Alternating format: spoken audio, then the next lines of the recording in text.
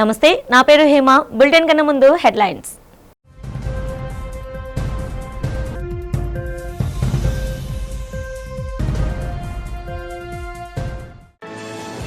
విశాఖ కేంద్రంగా south Coast railway zone ఏర్పాటు చేస్తూ కేంద్రం గజెట్ విడుదల చేయడంపై ఎక్స్ వేదికగా హర్షం వ్యక్తం చేసిన ముఖ్యమంత్రి చంద్రబాబు జూన్ 1 నుంచి అధికారిక కార్యకలాపాలు ప్రారంభమవుతాయని వెల్లడి.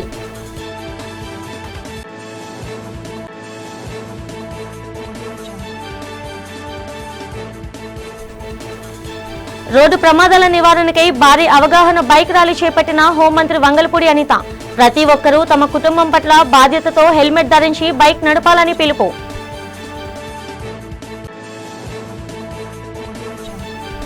అమరావతి ల్యాండ్ పూలింగ్ పై పలు ఆరోపణలు చేసిన వైసీపీ నేత మాజీ మంత్రి మెరుగ నాగార్జున. రాజధాని ల్యాండ్ పూలింగ్ లో అంతులేని దోపిడీ, అవినీతి జరిగిందని విమర్శ.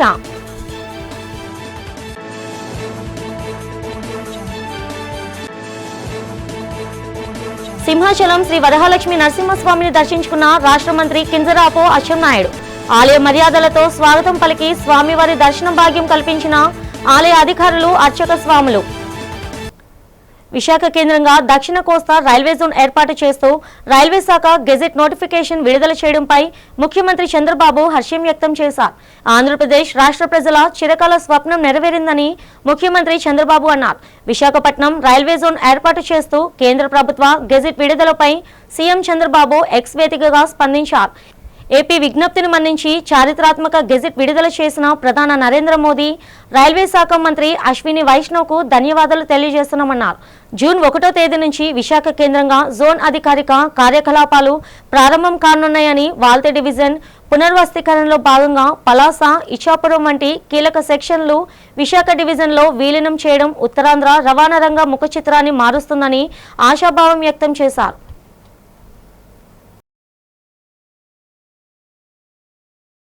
రోడ్డు ప్రమాదాల నివారణ ధ్యేయంగా ప్రజలలో అవగాహన కల్పించేందుకు రాష్ట్ర హోంమంత్రి వంగలపూడి అనిత పాయకరావుపేట నియోజకవర్గంలో భారీ బైక్ ర్యాలీ నిర్వహించారు.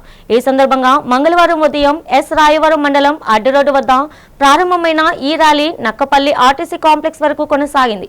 సురక్షిత రోడ్లు, సురక్షిత జీవితం అనే నినాదంతో సాగిన ఈ ర్యాలీలో మంత్రి స్వయంగా హెల్మెట్ ధరించి బైక్ నడుపుతూ సుమారు 500 మంది యువత మరియు పోలీస్ సిబ్బందిని ఉత్సాహపరిచారు. అనంతరం వాహనదారులకు మంత్రి స్వయంగా హెల్మెట్లను పంపిణీ చేశారు. ఈ సందర్భంగా హోంమంత్రి అనిత మాట్లాడుతూ ప్రాణం వెలకట్టలేనిదన్నారు. 2 లక్షల రూపాయలు పెట్టి బైక్ కొనేవారు తమ ప్రాణాన్ని కాపాడే 1000 రూపాయల హెల్మెట్ను కొనేందుకు వెనుకాడుతున్నారన్నారు. ప్రాణం కన్నా ఏది ఎక్కువ కాదని, మీరు లేకుండా మీ కుటుంబం రోడ్డున పడకూడదంటే హెల్మెట్ ధరించడం తప్పనిసరని చెప్పారు. పాయకరావుపేట నియోజకవర్గంలో ఎవరైనా సరే హెల్మెట్ ధరించాల్సిందేనన్నారు. రాజకీయ నాయకులు హెల్మెట్ లేకుండా కనిపిస్తే వారికి రెట్టింపు జరిమానా విధించాలని పోలీస్ అధికారులను ఆదేశించారు.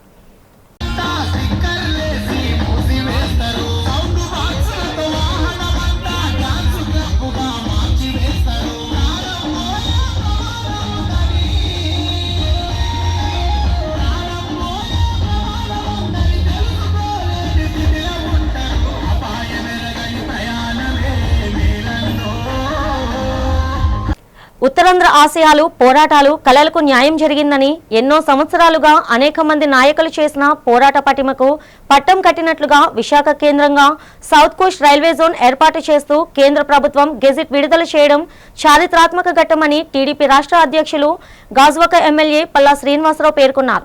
ఈ సందర్భంగా పల్లా శ్రీనివాసరావు మాట్లాడుతూ ఉత్తరాంధ్ర వాసుల చిరకాల వాంఛ నెరవేరడం వెనుక ముఖ్యమంత్రి నారా చంద్రబాబు నాయుడు నిరంతర కృషి, దూరదృష్టి ప్రధాన కారణమని స్పష్టం చేశారు.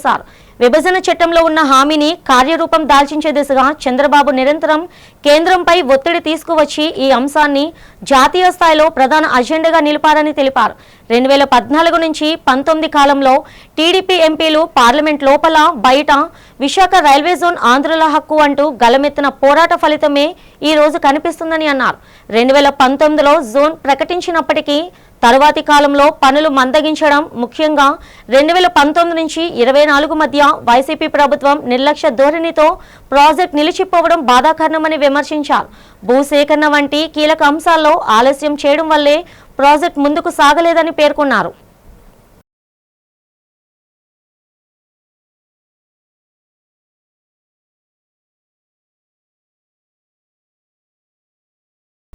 ల్యాండ్ పూలింగ్ లో అవినీతి జరిగిందని మాజీ మంత్రి మేరుగు నాగార్జున అన్నారు. ఈ సందర్భంగా వైసీపీ కేంద్ర కార్యాలయంలో ఆయన మీడియాతో మాట్లాడారు.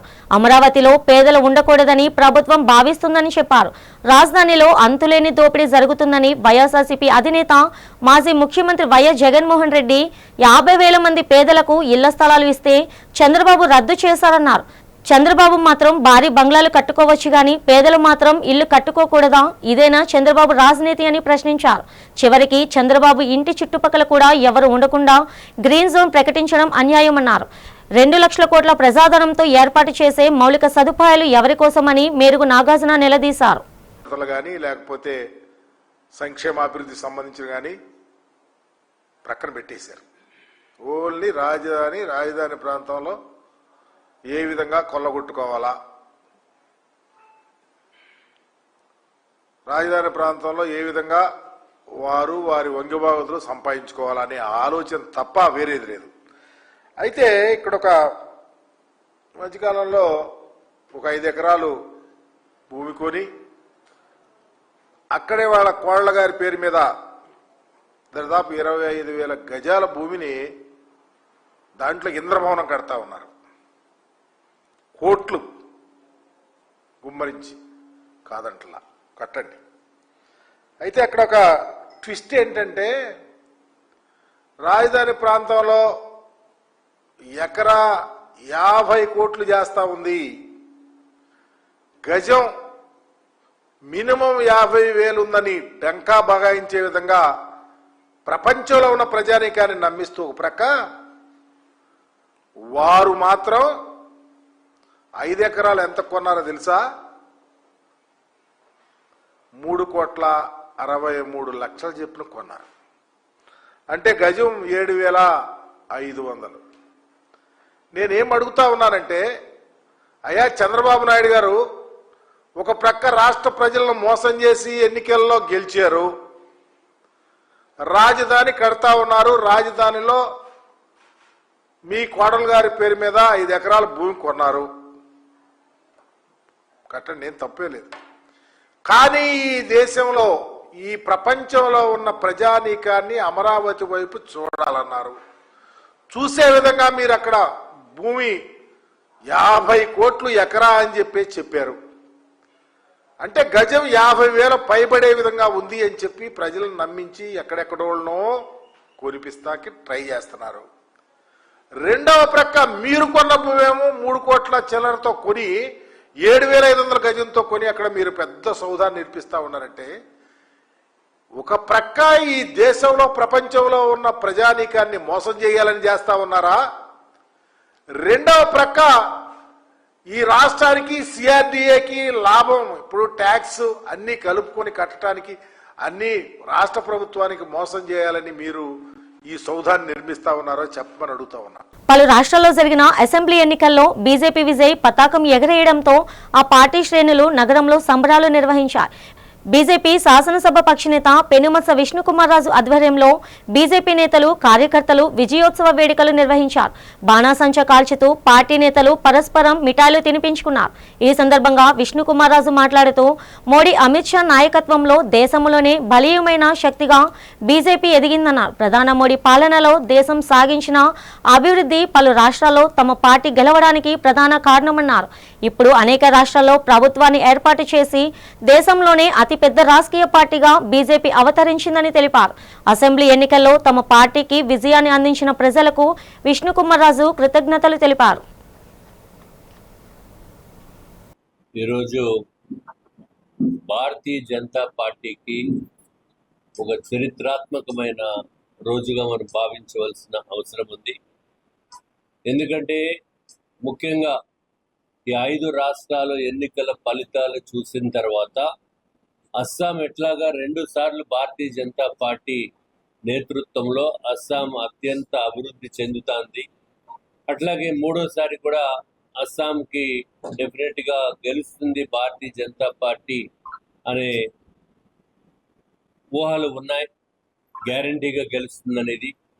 కానీ ఎటొచ్చి చాలా ఉత్కంఠతోటి ఎదురు చూస్తున్న సందర్భాలు కొన్ని నెలల నుంచి కూడా కేవలము వెస్ట్ బెంగాల్. కేంద్రంలోని కూటమి ప్రభుత్వం మహిళా రిజర్వేషన్ బిల్ విషయంలో డ్రామాలాడిందని అఖిల భారత కాంగ్రెస్ కమిటీ సభ్యురాలు సుంకర పద్మశ్రీ విమర్శించారు. జనగణన డిలిమిటేషన్తో లింకు పెట్టకుండా మహిళా రిజర్వేషన్ బిల్ను మోడీ సర్కార్ ప్రవేశపెట్టాలని డిమాండ్ చేశారు.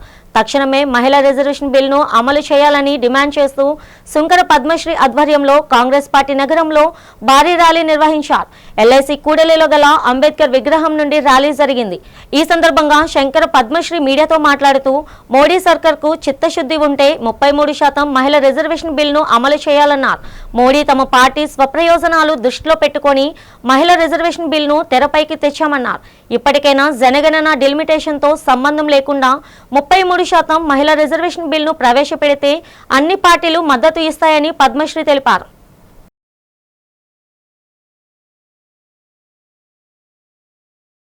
విశాఖపట్నంలో మేము మహిళల రోడ్డు మీదకు వచ్చి హెచ్చరిస్తా ఉన్నాం.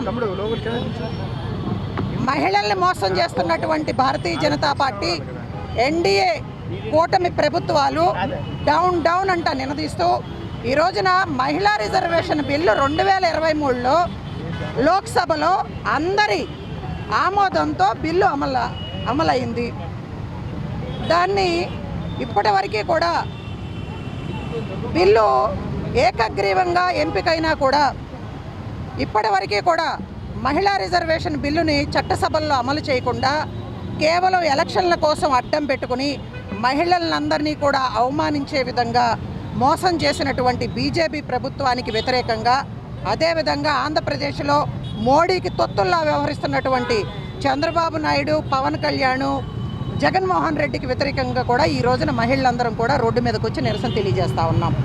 మాకు ఎటువంటి షరతులు లేకుండా 33% చట్టసభల్లో మహిళా రిజర్వేషన్ బిల్లుని అమలు చేసి తీరాలి అని చెప్పి ఏకకంఠంతో డిమాండ్ చేస్తూ ఉన్నాం.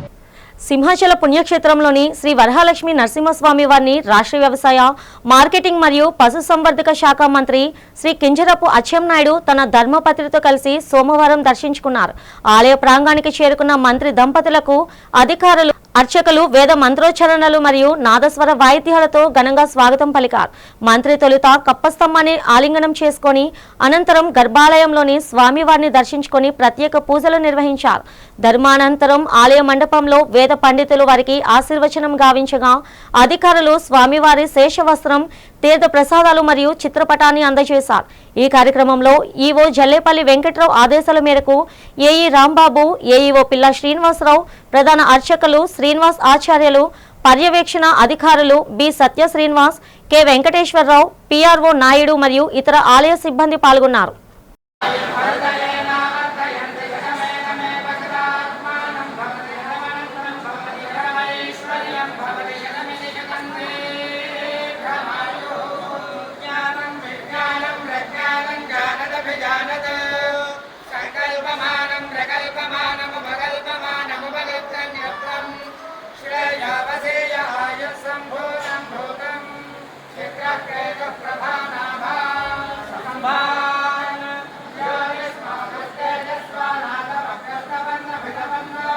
తమిళనాడు ఎన్నికల ఫలితాల్లో సింగిల్ లార్జెస్ట్ పార్టీగా దళపతి విజయ్ నేతృత్వంలో టీవీకే పార్టీ విజయంపై మాజీ ఎమ్మెల్యే దక్షిణ నియోజకవర్గ వైసీపీ సమన్వయకర్త వాస్పల్లి గణేష్ కుమార్ అభినందనలు తెలిపారు. జగదాంబ జంక్షన్, పూనా మార్కెట్, దుర్గాలమ్మ ఆలయ జంక్షన్ వద్ద వైసీపీ శ్రేణులతో కలిసి బాణసంచ కాల్చి సంబరాలు జరిపారు. ఈ సందర్భంగా ఆయన మాట్లాడుతూ విజయంతో చంద్రబాబుకు షాక్ తగిలిందన్నారు. 2029 ఆంధ్ర ఎన్నికల్లో ఇదే రిపీట్ అవుతుందన్నారు. జగన్మోహన్ రెడ్డి ప్రజల్లో గూడు కట్టుకున్నారన్నారు. వైఎస్ జగన్మోహన్ రెడ్డి విజయ్ల మధ్య స్నేహంతో దిగిన ఫోటో ఇప్పుడు నెట్టింట వైరల్ అవుతుందని వాస్పల్లి అన్నారు. జగన్ అభినందనల నేపథ్యంలో సోషల్ మీడియాలో మరోసారి జగన్ విజయ్ స్నేహానికి సంబంధించిన వీడియోలు, ఫోటోలు ట్రెండ్ అవుతున్నాయని తెలిపారు. ఏ పార్టీతోనూ పొత్తు పెట్టుకోకుండా తన బలాన్ని నమ్ముకొని సింగిల్ గా పోటీ చేసిన విజయ్ను ఏపీలోనూ అదే ధైర్యంతో ముందుకు సాగే జగన్తో నెటిజన్లు పోల్చుతున్నారని తెలిపారు. The biggest victory will be in the 2029. ప్రతి కాన్స్టిట్యున్సీలో కూడా 175 కాన్స్టిట్యున్సీలో ఇప్పుడు ఉండేవి ఎన్ని కాన్స్టిట్యూట్ చేసుకోవచ్చు, ఎంత జెర్రీమెండర్ సిస్టమ్ను ఉపయోగించుకోవచ్చు. ఈ ఏదైతే మీరు బౌండరీస్ అన్నీ కూడా ఆ జెర్రీమెండర్ సిస్టంలో మాకు గెలిపోస్తామనుకుని కత్తిరిస్తా ఉన్నారో అన్నీ చేసుకో. చంటి పిల్లలు వేషాలు వేసుకో నువ్వు, కానీ అల్టిమేట్గా ఆ పైన దేవుడు ఉన్నాడు. జగన్మోహన్ రెడ్డి గారి కిందన నిండైన ఆశీస్సులు ఆ దేవుడు ఉన్నాయి, ప్రజల ఆశీస్సులు ఉన్నాయి.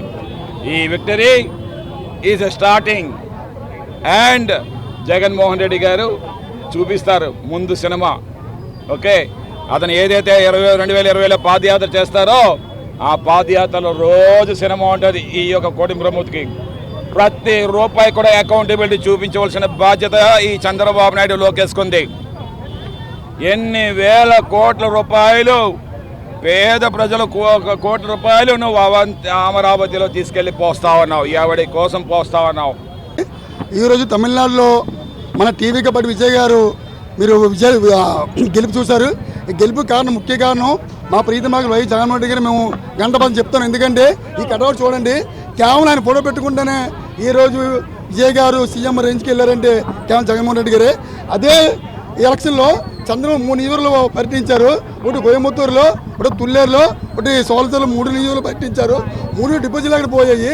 కేవలం మన విజయ్ గారు పార్టీ పెట్టి 820 రోజులు, ఇవి కట్టి 820 రోజులు, అంటే 2024 ఫిబ్రవరి 2 పార్టీ స్థాపించి ఈ రోజుకి 820 రోజుల్లో ఈ ఘనత దక్కిందంటే దీని బ్యాక్గ్రౌండ్ అంతా మా ప్రీతమ నాయకుడు వైఎస్ జగన్మోహన్ రెడ్డి గంట పని చెప్పగలం. అలాగే ఈ ఒక ఆంధ్రప్రదేశ్లో ఒక ఉప ముఖ్యమంత్రి ఒక పిచ్చి లాంటి వాడు కూడా పార్టీ పెట్టాడు. 2014లో పెట్టాడు. ఈ వాడికి 4420 రోజులు, 4420 రోజుల్లో ఒక ఎమ్మెల్యే అయ్యాడు. ఏదో కూటమి ప్రభుత్వం పొత్తు పెట్టుకుంటే ఇండివిజువల్గా గెలిచి సత్తలేని పవన్ కళ్యాణ్కో ఆడు సినీ యాక్టరే, సినీ గ్లామర్ ఉన్నాడే. కానీ ఈ వరుసకి ఒక ఎమ్మెల్యేకి వెళ్ళాలంటే మా కుటుంబంతో పుట్టుపుత్తుకుంటేనే గెలవగలడు. అదే విజయాన్ని బట్టి కేవలం జగన్మోహన్ ఫోటో పెట్టుకుని జగన్మోహన్ రెడ్డి కానీ ఆ యొక్క ఎలక్షన్ అడుగుపెట్టి ఉంటే టోటల్గా 234 సీట్లు 230 రావచ్చేమో. ప్రపంచ మార్కిస్ట్ మేధావి, నీతి నిజాయితీలకు మారుపేరు కార్ల్ మార్క్ అని సిపిఐ జిల్లా కార్యవర్గ సభ్యుడు మరిపిల్ల పైడిరాజు కొనియాడారు. కార్ల్ మార్క్ 208వ జయంతి సందర్భంగా భీమ్ని నియోజకవర్గం మధురవాడ జీవీఎంసీ 5వ వార్డు నగరపాలెంలో సిపిఐ ఆధ్వర్యంలో ఆయన విగ్రహానికి నివాళులర్పించారు. ఈ సందర్భంగా పైడిరాజు మాట్లాడుతూ జర్మనీలో జన్మించిన మార్క్స్ గొప్ప తత్వవేత్తగా, ఆర్థికవేత్తగా ప్రపంచ గమనాన్ని మార్చామన్నారు. ఆయన రాసిన పెట్టుబడి దాస్ క్యాపిటల్ గ్రంథం ఫ్రెడరిక్ ఎంగెల్స్ తో కలిసి రూపొందించిన కమ్యూనిటీస్ట్ మెనీ పోస్ట్ ప్రపంచ రాష్ట్ర ఆర్థిక చరిత్రపై చెరగని ముద్ర వేశాయన్నారు. మానవ జాతి విముక్తి కోసం మార్క్స్ చూపిన మార్గం నిరంతరం స్ఫూర్తిదాయకమని పేర్కొన్నారు. ఈ కార్యక్రమంలో సిపిఐ ఏరియా కార్యదర్శి వాండ్రాసి సత్యనారాయణ, నేతలు బి కేశవయ్య, అప్పలకొండ, జగ్గాస్వామి, రామ్ మహేష్, ఎంఎస్ కుమారి, లక్ష్మి తదితరులు పాల్గొన్నారు.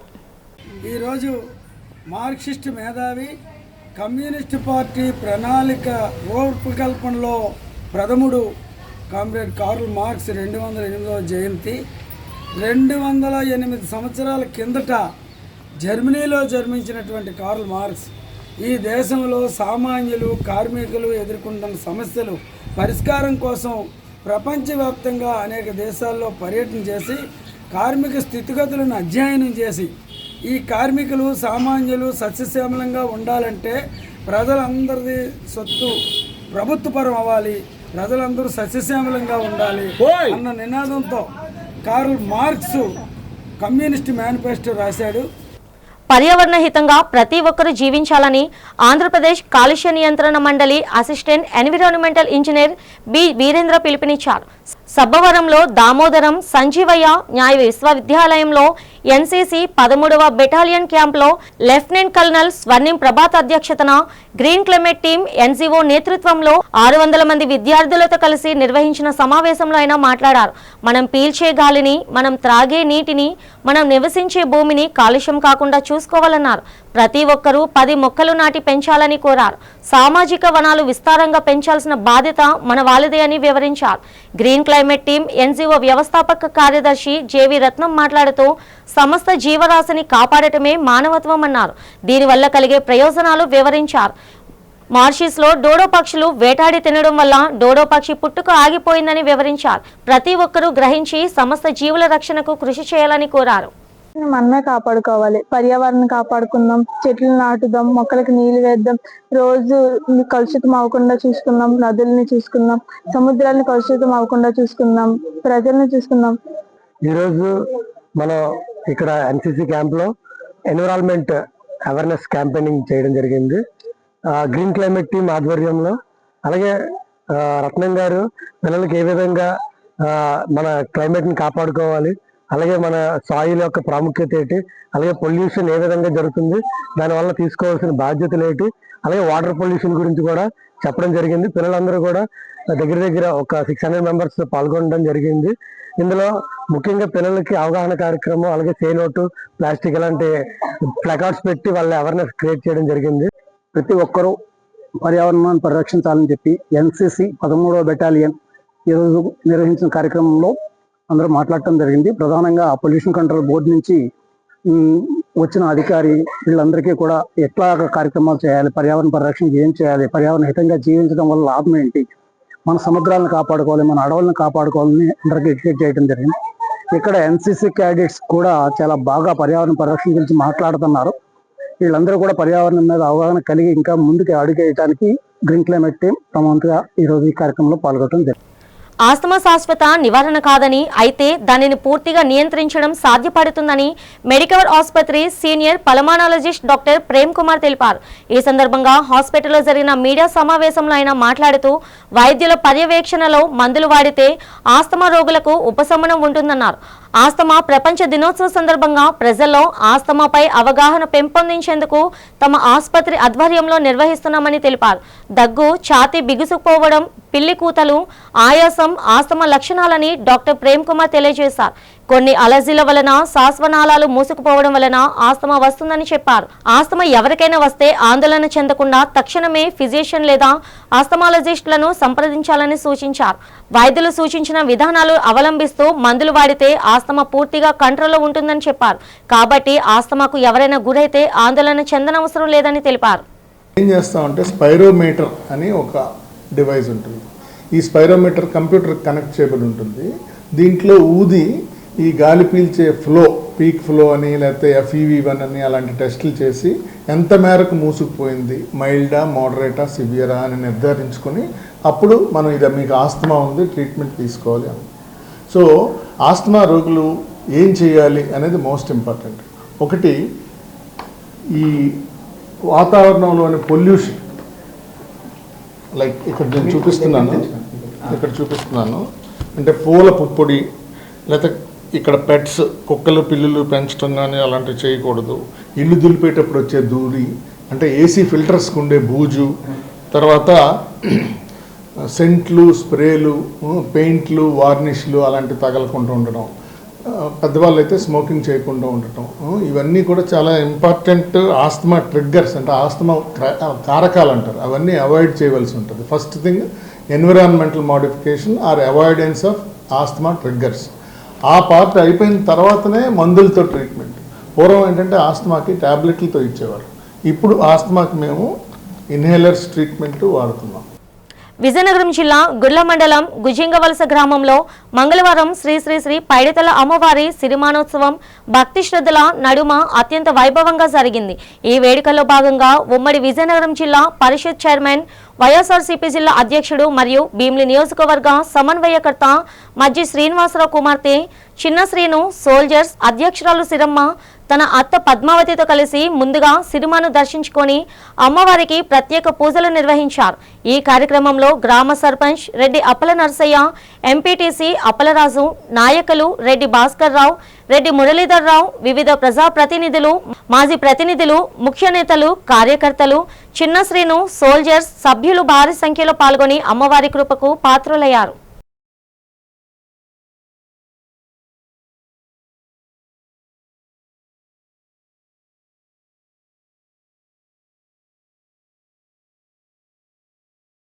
నగరంలో అర్ధరాత్రి వేళలో బైక్ రేసింగులతో హల్చల్ చేస్తున్న యువతపై నగర పోలీస్ కమిషనర్ శంకరప్రతాప్ ఆదేశాల మేరకు ట్రాఫిక్ పోలీసులు ప్రత్యేక నిఘా పెట్టారు. ముఖ్యంగా వీకెండ్స్ లో బీచ్ రోడ్, తెలుగుతల్లి ఫ్లైఓవర్, సిరిపురం వంటి ప్రాంతాల్లో మోడిఫైడ్ సైలెన్సర్తో శబ్దం చేస్తూ అతివేగంగా ప్రమాదకర రీతిలో డ్రైవింగ్ చేస్తున్న వారిని అరికట్టేందుకు స్పెషల్ డ్రైవ్ నిర్వహించారు. ఈ దాడిలో నిబంధనలను అతిక్రమించిన 15 బైకులను ట్రాఫిక్ పోలీసులు సీజ్ చేశారు. Traffic ADCP K Praveen Kumar ఆధ్వర్యంలో జరిగిన ఈ తనిఖీల్లో పట్టుబడిన వాహనదారులపై కేసు నమోదు చేసి కోర్టులో హాజరుపరిచినట్లు అధికారులు తెలిపారు. సీసీ కెమెరాల ద్వారా మిగిలిన రేసర్లను కూడా గుర్తించి కఠిన చర్యలు తీసుకుంటామని స్టంట్స్ చేస్తూ ప్రాణాలకు ముప్పు కలిగించే వారిపై క్రిమినల్ కేసులు నమోదు చేస్తామని పోలీసులు హెచ్చరించారు. అందరికీ నమస్కారం.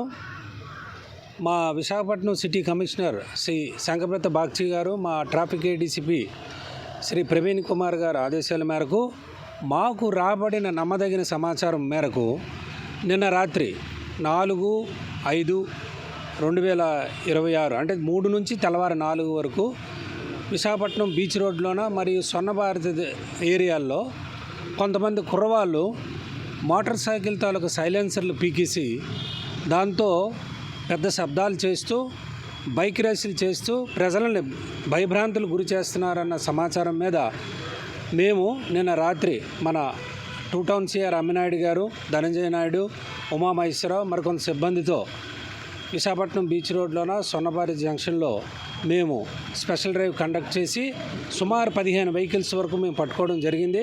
ఆ కుర్రోళ్ళను కూడా పట్టుకున్నాం. వీళ్ళందరినీ తీసుకొని వచ్చి 281 BNS కింద ఒక 6 కేసెస్ రిజిస్టర్ చేయడం జరిగింది. వీళ్ళందరినీ కూడా కోర్టులో పెడతాం, చట్టపరమైన చర్యలు తీసుకుంటాం.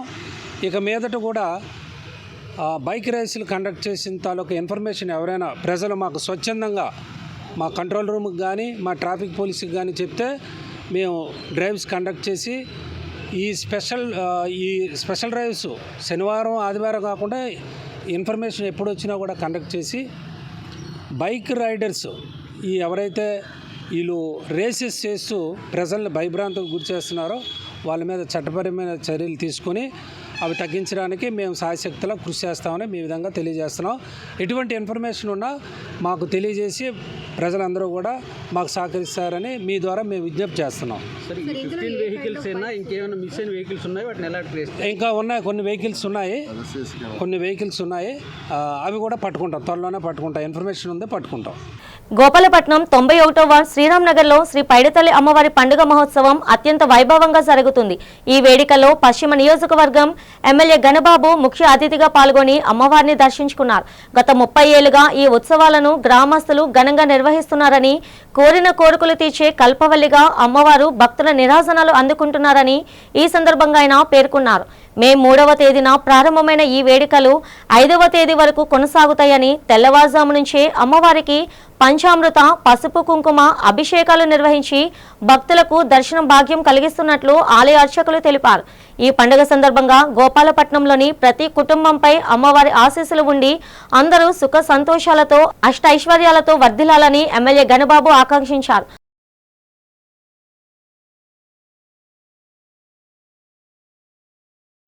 బులెటిన్ ముగిస్తుండగా హెడ్లైన్స్ మరోసారి.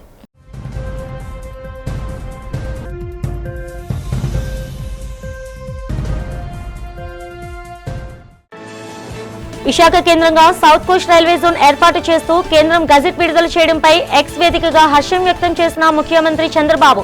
జూన్ 1 నుంచి అధికారిక కార్యకలాపాలు ప్రారంభమవుతాయని వెల్లడి.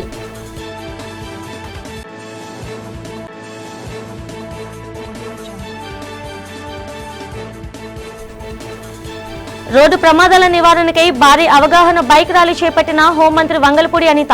ప్రతి ఒక్కరూ తమ కుటుంబం పట్ల బాధ్యతతో హెల్మెట్ ధరించి బైక్ నడపాలని పిలుపు.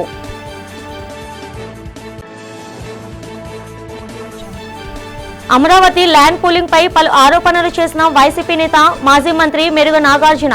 రాజధాని ల్యాండ్ పూలింగ్ లో అంతులేని దోపిడీ, అవినీతి జరిగిందని విమర్శ.